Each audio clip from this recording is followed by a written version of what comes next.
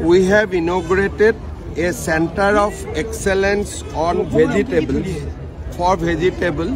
which is actually created with the technological support from Government of Israel.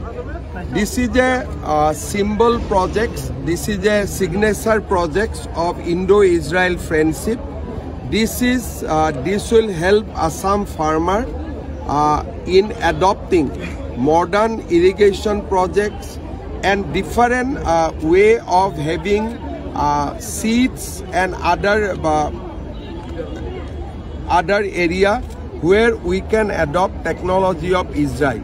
We all know Israel is very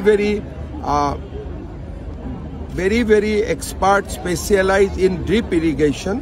So we will be benefited from Israel expertise on drip irrigation. I want to thank His Excellency Ambassador of Israel in India and other dignitaries who has come to help us in setting up this important Center of Excellence.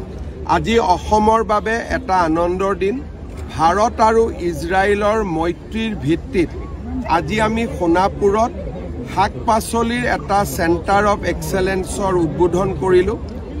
Ei Center of Excellence or joriote khub sundor drip irrigation or bebosta, farmers or proshikshonor bebosta, protected farming aru amar পোক পতংগই নষ্ট কৰিব নোৱাৰা বীজ উৎপাদন এই গুটেইবিলাক ইয়াতে সংলগ্ন হৈ আছে উদ্যান শস্যৰ বিকাশৰ ক্ষেত্ৰত এই চেণ্টাৰটো এটা মাইলৰ খুঁটাত পৰিণত হ'ব 7 লাখ বীজ ইতিমধ্যে ওচৰ চুবুৰীয়া 9খন জিলা ৰাজ্যক 9খন জিলাৰ জনসাধাৰণক দিয়া হৈছে 66 বিঘা মাটিত ডেমনস্ট্ৰেট কৰি এটা irrigation প্ৰকল্প নিৰ্মাণ কৰা হৈছে কৃষকক প্ৰশিক্ষণ দিয়াৰ ব্যৱস্থা কৰা হৈছে ই এটা সুন্দৰ অসমৰ কৃষিৰ বাবে এটা আনন্দৰ বাতৰি মই সকলোকে বিশেষকৈ প্ৰগতিশীল কৃষকসকলক ইয়াৰ পৰা সহায় লবৰ বাবে আহ্বান জনাম ৰাজ্য চৰকাৰৰ কৃষি বিভাগ কৃষি মন্ত্ৰী অতুল বৰাক ধন্যবাদ জনাম